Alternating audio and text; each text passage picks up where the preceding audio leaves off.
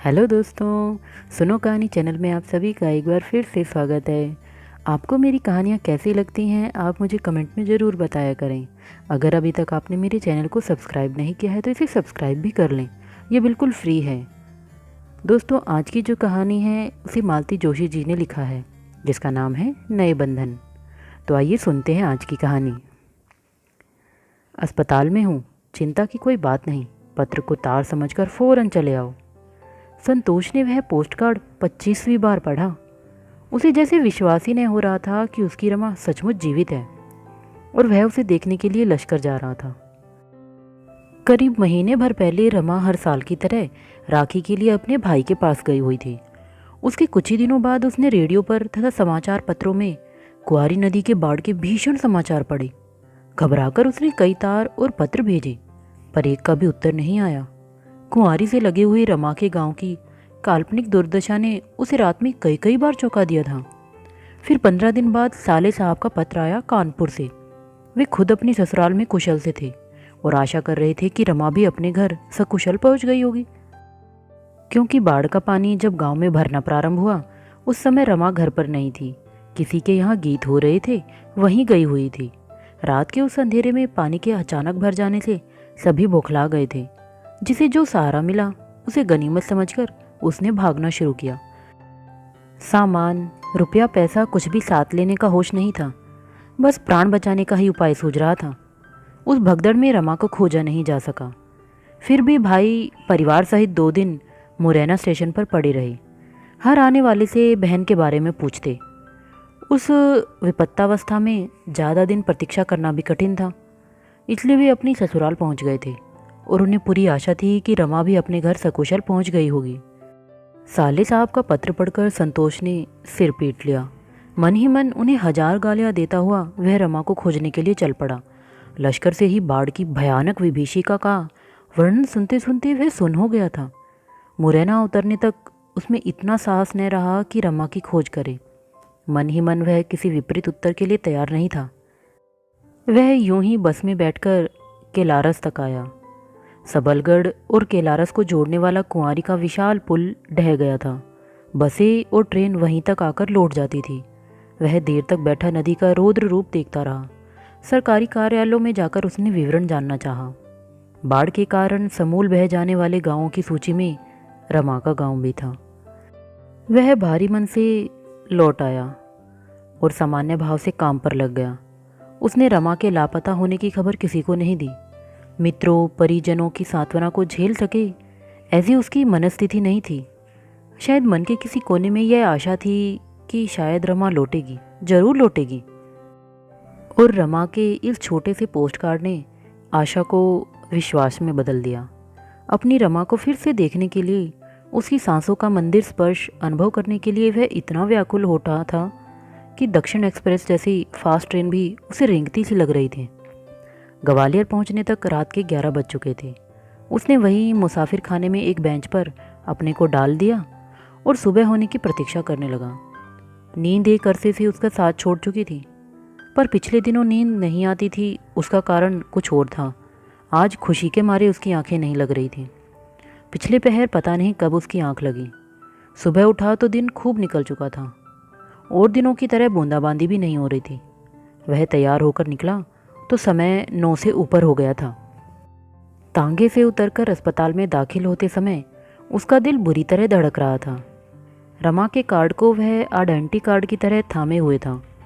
20 लोगों के 20 प्रश्न के बाद वह डॉक्टर तक पहुंच पाया। एक बार फिर क्रॉस एग्जामिन करने के बाद उसे रमा से मिलने की अनुमति मिल गई। एक सिस्टर गाइड के रूप में उसके साथ कर दी गई। उस भव्य इमारत के कई कॉरिडोर पार करता हुआ उसका मन एक अजीब कल्पना से भर उठा। यह कल्पना उसके लिए नई नहीं थी।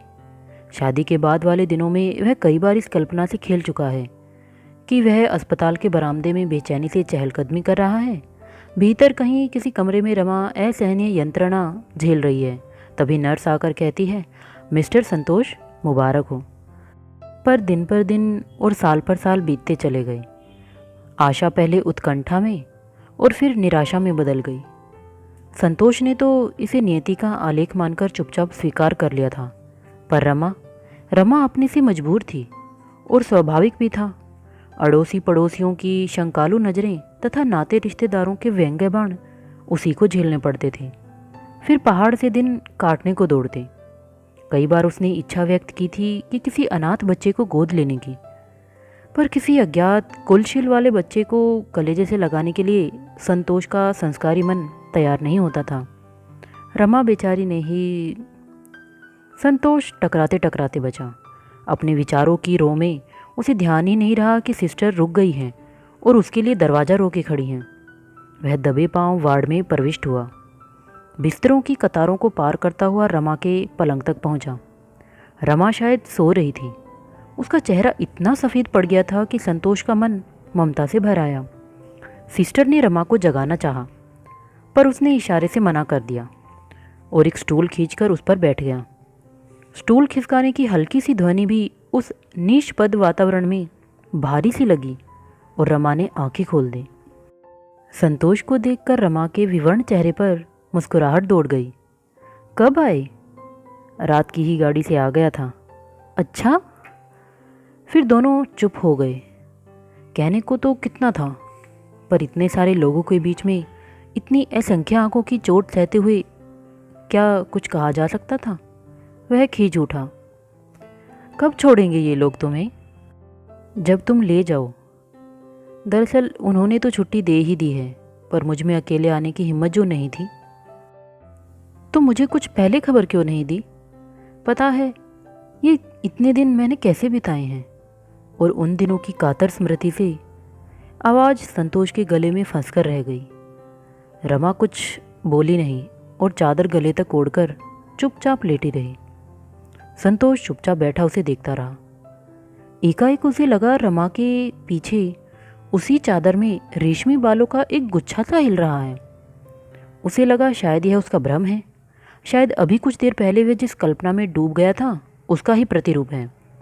पर वह कल्पना नहीं थी। हिलता हुआ बालों का गुच्छा सचमुच एक गुड़िया का नन्हा सा सिर था, जो आंखें मलती हुई उठ बैठी थी और तुतलाते हुए रमा से कुछ कह रही थी। रमा ने उठकर उसे पानी पिलाया और फिर थपकने लगी। कौन है ये? संतोष ने पूछा। पता नहीं, गांव से भागते हुए इन लोगों का साथ हो गया था। माँ की गोद में 15 दिन का बच्चा था। संभलते संभलते भी दोनों ने रास्ते में ही जल समाधि ले ली। बच्ची तब मेरी ही गोद में थी। कुछ क्षण दोनों मौन रहे। सुनो, रमा का कातर स्वर गूंजा। क्या है? इसके लिए तो तुम मना नहीं करोगे ना? देखो, भगवान इसे खुद मेरी गोद में डाल गए हैं। इस बेचारी का कहीं कोई नहीं है। हम लोग न ले गए तो ये लोग इसे अनाथालय में दे देंगे। सिर पर घरघराते पंखे के बावजूद भी संतोष पसीने से भीग गया। ग्वालियर की उमस भरी गर्मी को कोसता हुआ उठ खड़ा हुआ। अच्छा, मैं जरा डॉक्टर से मिल लूं, देखूं छुट्टी के बारे में क्या कहते हैं। वार्ड के बाहर आकर उसने खुलकर सांस ली। अंदर तो जैसे दम घुटने लगा था। डॉक्टर के पास ले जाते हुए सिस्टर ने पूछा, फिर बच्चे के बारे में क्या तय किया आपने? संतोष ने उत्तर देना जरूरी नहीं समझा, लेकिन जब डॉक्टर ने भी वही प्रश्न दोहराया तो वह खींच उठा। You can't force me doctor. Of course not, doctor ने शांति से जवाब दिया। आपकी पत्नी के स्वास्थ्य को देखते हुए मैं सलाह भर दे सकती हूँ कि आप मना न करें। शायद आपको मना करने के डर से ही इतने दिन तक उन्होंने आपको सूचित नहीं करने दिया था। वैसे भी यह एक पुण्यकारी काम होगा। आगे आपकी मर्जी है। संतोष परेशान हो उठा। उसे लगा उसे किसी षड्यंत्र का शिकार बनाया जा रहा है। सबसे ज़्यादा रोष उसे रमा की याचना भरी आंखों पर आया, जिनका अनुरोध वह टाल नहीं सकता था। तीसरे दिन वे भोपाल के लिए रवाना हुई। बच्ची भी उनके साथ थी। एक सिस्टर ने उसके बाल खूबसूरती से काट दिए थे। डॉक्टर उसके लिए एक प्यारा सा फ्रॉक लाई थी।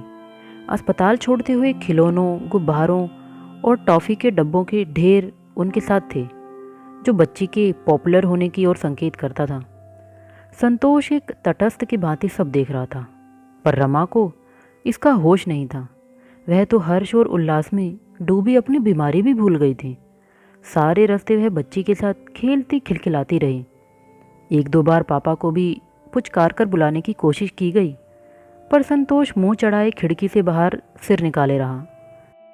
रमा बच्ची को पूनम कहकर बुला रही थी। निश्चय ही यह उसका ही दिया हुआ नाम था, जो शायद बरसों से उसके मन की घाटियों में गूंजता रहा था। आधी रात गए जनता भोपाल स्टेशन पर रुकी। टैक्सी से घर पहुंचने पर देखा सारी कॉलोनी नींद की गोद में बेसुध पड़ी है। संतोष को यह एक तरह से अच्छा ही लगा। कम से कम सुबह तक पड़ोसियों की प्रश्न भरी नज़रों से छुटकारा मिल गया था। सारे रास्ते वह एक शब्द भी नहीं बोला था। टैक्सी में चढ़ते उतरते समय रमा ने उसे बच्ची को थमाया था। तब उसके मौन का, सहनशीलता का बांध टूटना चाह रहा था, पर वह रास्ते में तमाशा नहीं करना चाहता था, इसी से चुप रहा। अब भी घर पहुंचकर वह एक पुस्तक लेकर आराम कुर्सी में धंस गया। और दिनों जब रमा पियर से लौटती थी, उस रात का स्वरूप कुछ और ही होता था। इस जैसी मनोस रात वह नहीं होती थी, और इसलिए वह रमा को कोस रहा था। रमा ने बिस्तर साफ किए, चादरें बदली, फिर अपने वाले पलंग पर उसने एक पुरानी साड़ी तहाकर बिछाई, फिर बच्ची को उस पर सुलाया। वह सब कुछ ऐसे सहज भाव से कर रही थी जैसे उसके लिए यह नई बात न हो। खुद सोने की तैयारी करते हुए रमा ने उससे पूछा, सोओगे नहीं? सो लूँगा जब नींद आएगी, उसने सख्ती से जवाब दिया। रमा चुपचाप पड़ी रही। संतोष के मूड से उसे डर लगने लगा था। कहीं दूर घड़ी ने 4 बजाए और संतोष के लिए नाटक करना कठिन हो गया। उसका थका मांदा शरीर जवाब दे रहा था। मजबूर होकर वह पलंग पर आकर लेट गया। रमा बेखबर सो रही थी। इतने दिनों के शारीरिक और मानसिक संघर्षों की थकान उसके चेहरे पर स्पष्ट थी।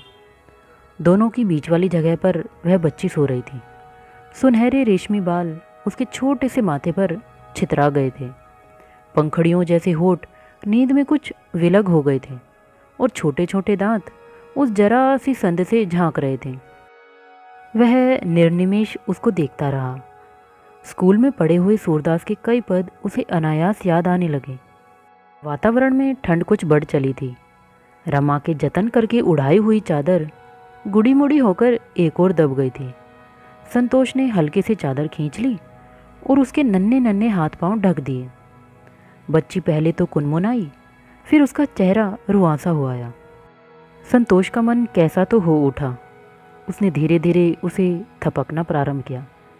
कुछ ही क्षणों में वह पुण्य सो गई, पर वह रेशमी स्पर्श संतोष को एक अजीब स्पंदन से भर गया। सुबह दूध वाले की आवाज़ पर रमा की आंख खुली। देखा बच्ची संतोष के बगल में लेटी हुई है।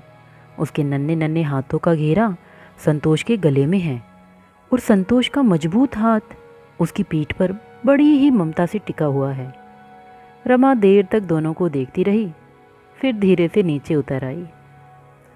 तो दोस्तों, आपको आज की कहानी कैसी लगी मुझे कमेंट करके ज़रूर बताएं। तो चलिए फिर मिलते हैं एक नई वीडियो में ऐसी ही एक नई कहानी के साथ। तब तक के लिए गुड बाय।